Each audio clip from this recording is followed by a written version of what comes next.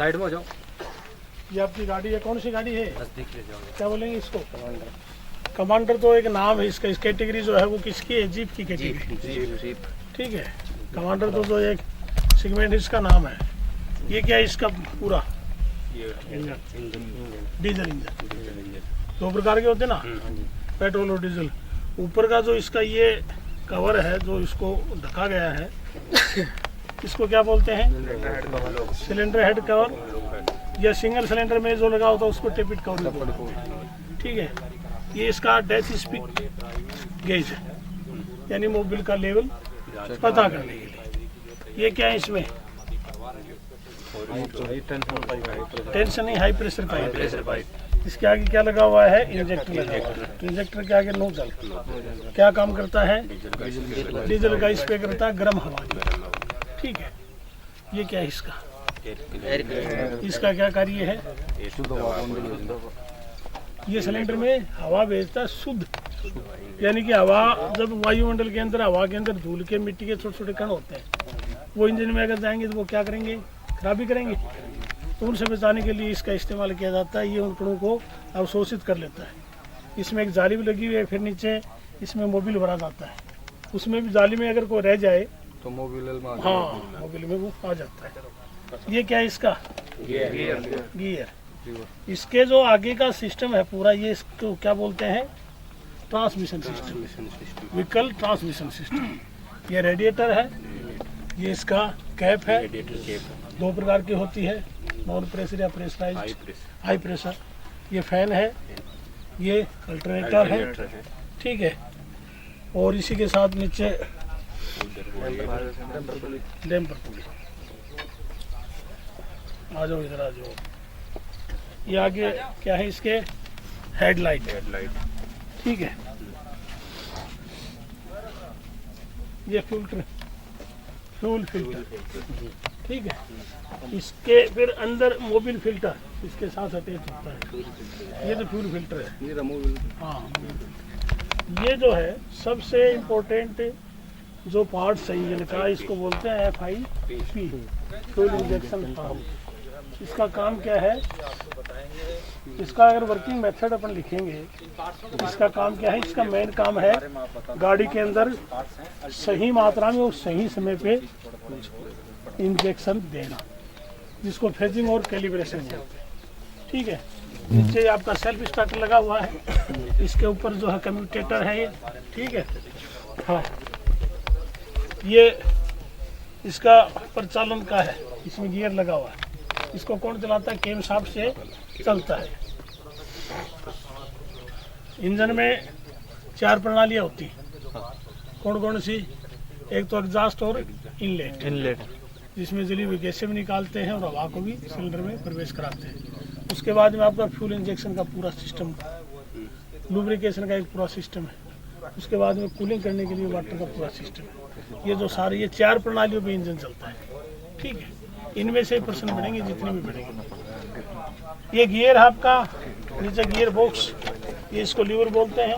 ठीक है, आगे यहाँ पे इंजन के आगे फ्लाई व्हील लगा हुआ है, उसके साथ में करंट प्लेट और प्रेशर प्लेट है वो उसमें अटैच हैं।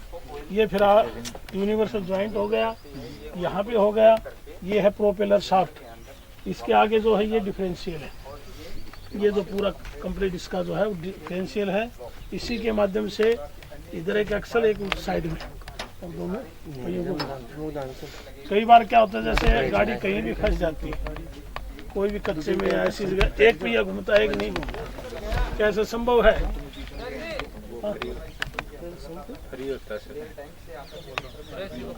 ऐसा संभव है क्या भाई? एक पहिया जैसे ट्रैक्टर का, एक पहिया कहीं भी बैठ गया, क्या ट्रैक्टर में तो ब्रेक भी लगाते हैं और एक पहिया भी उसको घुमाते हैं।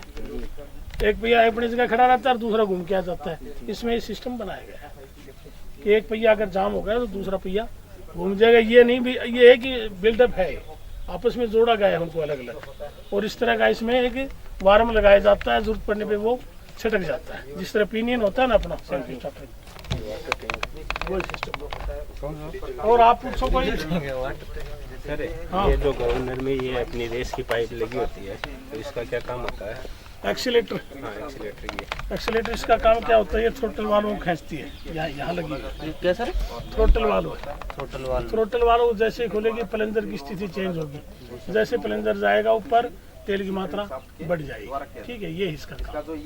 जो एक्सीलेटर दबाओगे तेल की मात्रा वो बढ़ती जाएगी। अब सर ऐसा है, जो BS2 में हम एक्सीलेटर दबाते हैं, फ्यूल क्या नाम है, गवर्नर सीधा जाता है। जो BS6 है, देखो BS6, BS2, BS3 इनका मेथड अलग है।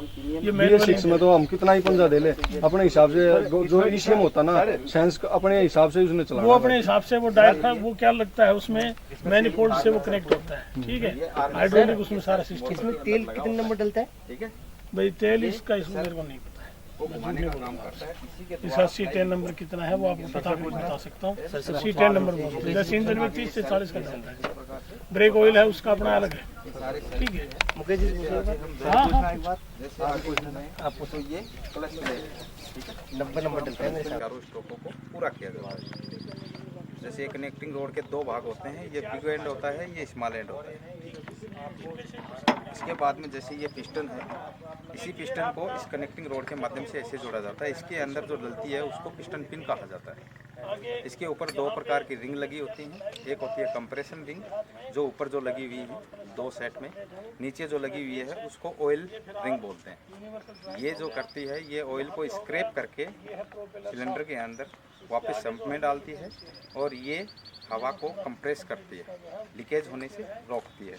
इसी प्रकार से अन्य पार्ट जो लगे हुए हैं वे सारे इंजन के पार्ट हैं। जैसे ये फिल्टर लगे हुए हैं, जिसमें 2 फिल्टर लगे हुए हैं। इनमें एक जो फर्स्ट का जो फिल्टर होता है वो प्राइमरी फिल्टर होता है, सेकंड का जो होता है वो सेकेंडरी फिल्टर होता है। ये फ्यूल सप्लाई सिस्टम के अंतर्गत आता है, तेल टैंक से आकर के फिल्टर में आता है। फिल्टर के अंदर तेल के अंदर जो अशुद्धियाँ आती हैं उनको फिल्टर अपने अंदर रोक लेता है। जैसे धूल मिट्टी के जो भी कण हैं उनको ये अपने अंदर ही रोक लेता है और साफ तेल को आगे FIP फ्यूल इंजेक्शन पंप तक भेज देता है। इसी प्रकार से अन्य हैं, जैसे ये गियर बॉक्स, गियर जो होता है उसकी गिरारियों का सेट है। ये पेडल जो हम क्लच लीवर जो दबाते हैं उसका है। ये है, ये गियर जो होता है उसके ऊपर का कैप है। जैसे ये है, ये यूनिवर्सल ज्वाइंट है। इसी प्रकार से जैसे इंजन का जो मुख्य भाग होता है, जैसे ये क्रैंक शाफ्ट है, ये क्रैंक शाफ्ट है इंजन का मेन लीड के TC को बोला जाता है। और मेन पार्ट जो होता है ये यही होता है। इसी के द्वारा कनेक्टिंग रोड को जोड़ा जाता है और पिस्टनों को गतिशील इसी क्रैंक शाफ्ट के द्वारा किया जाता है। इसका जो ये होता है इसको हम क्रैंक गियर बोलते हैं। इधर की साइड में हम यहाँ पर फ्लाई व्हील को जोड़ दिया जाता है। इंजन का मेन भाग जो है ये यही है। इसी प्रकार से इसके अंदर है, ये देखो जैसे ये है, ये डिफरेंशियल के अंदर लगा होता है, इसको हम पिनियन कहते हैं। इसके अंदर जैसे ये जो लगे हुए हैं ये सारे बैरिंग्स हैं। ठीक है, वो अपने हिसाब से वो जैसे ये वो क्या लगता है उसमें, जैसे ये आर्मेचर है, ये आर्मेचर है, ये सेल्फ मोटर के अंदर लगा होता है। ठीक है, ये सेल्फ को घुमाने का काम करता है। इसी के द्वारा फ्लाई व्हील को इंजन के अंदर घुमाया जाता है नहीं। जैसे ये आगे ये सेल्फ ही है, एक प्रकार से छोटा बड़ा ये सारे सेल्फ ही है। जैसे आगे हम जाएं तो ये क्लच प्लेट है। ठीक है, इसको हम क्लच प्लेट बोलते हैं। और ये जो नीचे पड़ी हुई है प्रेशर प्लेट है। ठीक है, ये पूरा जो सिस्टम है ये क्लच प्लेट क्लच असेंबली के अंतर्गत ही आता है। अन्य तो आगे हम जाएं, जैसे ये जो पड़ा हुआ है ये फिल्टर है। ये कौन से टाइप का फिल्टर है? ये एयर फिल्टर है। ठीक है, हवा के साथ में जो अशुद्धियाँ आती हैं उनको ये रोक लेता है। फिल्टर्स वैसे इंजन के अंदर 2 प्रकार के लगाए जाते हैं, एक एयर फिल्टर होता है और एक ऑयल फिल्टर होता है। ऑयल फिल्टर जो होता है उसके अंदर ऑयल डाला होता है, हवा के साथ में बारीक से बारीक जो अशुद्धियाँ आती हैं उनको वो रोक लेता है या नहीं। इसी प्रकार से आगे हम आते हैं तो देखो ये वही पार्ट हैं जो पीछे पड़े हुए हैं। आगे हम आते हैं तो ये FIP है, फ्यूल इंजेक्शन पंप है। ठीक है, ये प्रेशर के साथ इसके अंदर फ्यूल इंजेक्शन पंप के अंदर भी, जैसे मैंने आपको बताया कि इसके अंदर भी एक केम शाफ्ट लगी हुई है जो कि आप लोगों को दिख रही है। इस केम शाफ्ट के ऊपर भी केम लॉब बनी हुई है, जैसे कि पढ़ाया गया था आप लोगों को बताया गया। इसी प्रकार से इसके अंदर भी एक केम शाफ्ट बनी हुई है जो आगे केम को चलाती है, प्लंजर्स को चलाती है ना। टाइमिंग के अनुसार, फायरिंग ऑर्डर के अनुसार इसके अंदर तेल भर जाता है और वो केम लॉब उसको दबा करके आगे होल्डर्स के द्वारा हाई प्रेशर पाइप के द्वारा किसके पास में पहुंचा देता है तेल, इंजेक्टर्स के पास में तेल पहुंचा देता है। ठीक है, इसी के अंदर एक गवर्नर लगा होता है जिसका कनेक्शन यहाँ से होता है। गवर्नर जो होता है वो क्या काम करता है, तेल की सप्लाई को कम और ज़्यादा करता है। ठीक है, जैसे ड्राइवर रेस देता है यानी आवश्यकता के अनुसार इंजन को वो रेस देगा, उसी के अनुसार ही इंजन के अंदर तेल जाएगा, तेल जलेगा, उसी के अनुसार पावर पैदा होगी, उसी के अनुरूप ही इंजन ज़्यादा ताकत पैदा करेगा, है ना। तो रेस को मतलब फ्यूल की सप्लाई को कम और ज़्यादा करने के लिए इसके अंदर गवर्नर लगाया है। ठीक है, तो ये फ्यूल इंजेक्शन पंप। आगे हम आ जाते हैं, ये जो पार्ट दिया हुआ है ये अल्टरनेटर दिया हुआ है। ठीक है, ये क्या काम करता है, ये बैटरी को चार्ज करने का काम करता है। बैटरी भी एक गाड़ी के अंदर बहुत बिजली का जो काम होता है वो बैटरी के माध्यम से किया जाता है। बैटरी के द्वारा ही सेल्फ को करंट दिया जाता है गाड़ी को स्टार्ट करने के लिए। लाइट्स हैं, हॉर्न हैं, अन्य जो विद्युत के जो संचालन है उनको इसी के बैटरी के द्वारा ही उनको चलाया जाता है। बैटरी को चार्ज करने के लिए, है ना, बैटरी को चार्ज करने के लिए गाड़ी के अंदर क्या लगाया जाता है, अल्टरनेटर लगाया जाता है। ठीक है, आगे हम आते हैं, जैसे ये है, ये इसके अंदर क्या लगे हुए हैं, सारे वाल्व्स लगे हुए हैं। जैसे मैंने आप लोगों को बताया कि वाल्व्स जो होते हैं इंजन के अंदर एक सिलेंडर होता है, उसके अंदर दो वाल्व लगते हैं, जिसमें एक इनलेट वाल्व होता है, एक एग्जॉस्ट वाल्व होता है। इनलेट वाल्व जो होता है वो कब खुलता है, सक्शन स्ट्रोक के अंदर खुलेगा। सक्शन स्ट्रोक के दौरान सिलेंडर के अंदर क्या आती है, हवा आती है। पेट्रोल इंजन है तो उसके अंदर क्या आएगा, हवा प्लस पेट्रोल का मिश्रण आएगा। जैसे ये fuel injection pump diesel engine में लगा है तो पेट्रोल इंजन में इसकी जगह क्या लगेगा, कार्बोरेटर लगेगा, क्योंकि ये तेल की सप्लाई देता है। और पेट्रोल इंजन के अंदर जो कार्बोरेटर लगा होता है वो एक साइड से क्या लेता है, हवा ले लेता है, और दूसरी साइड से साफ हवा ले लेता है हवा प्लस तेल, फ्यूल, पेट्रोल, उन दोनों को वो क्या करता है, मिक्स कर देता है। पेट्रोल प्लस हवा को मिक्स कर देते हैं तो वो क्या बन जाती है, गैस बन जाती है। और गैस को जलाने के लिए किसकी आवश्यकता होती है, लाइटर की, है नहीं।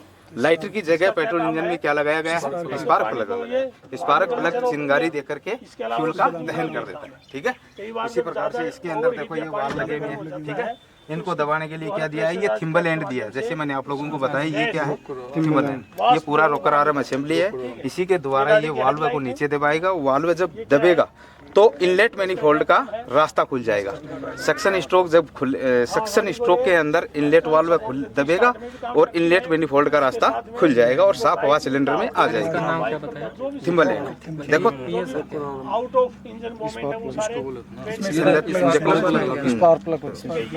दूसरी जो चीजें हैं, एग्जॉस्ट वाल्व कब खुलता है, एग्जॉस्ट स्ट्रोक के अंदर खुलता है। ठीक है, एग्जॉस्ट वाल्व दबेगा उस समय एग्जॉस्ट मैनिफोल्ड का जो रास्ता है वो खुल जाएगा और जो जली हुई गैस है वो सारी की सारी बाहर निकल जाएगी। तो इसके अंदर देखिए ये थर्मोस्टेट वाल्व लगा हुआ है। ये क्या करता है कि जब तक कि इंजन का कार्यकारी तापमान नहीं बन जाता, ये पानी को इंजन के अंदर ही रोटेट करता रहता है बाईपास मार्ग के द्वारा, आगे आने नहीं देता, बिल्कुल आगे आने नहीं देता है इसके अंदर। क्योंकि इसमें ये जो थर्मोस्टेट वाल्व है तो इसके अंदर जो वो है मेटेलिक जो वाल्व है जो वाष्पीकृत होता है तो वो 80 डिग्री सेंटीग्रेड पर ही खुलता है।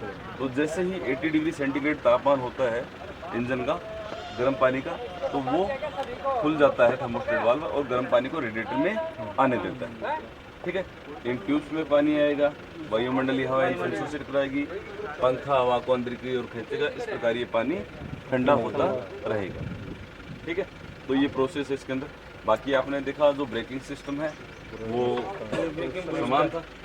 ठीक है, और इसको मास्टर ऑयल कंटेनर है, वैक्यूम बूस्टर है या ब्रेक सर्वो भी आप इसको बोल सकते। ये रिजर्व में ब्रेक ऑयल जो है रिजर्व में जब जरूरत पड़ती है तो रिजर्वर से ये ले सकते हैं। ठीक है, यहाँ और इस और आपको जो दिखाई दे रही है ये इसका फ्यूज बॉक्स। Fuse box. चलो नेक्स्ट।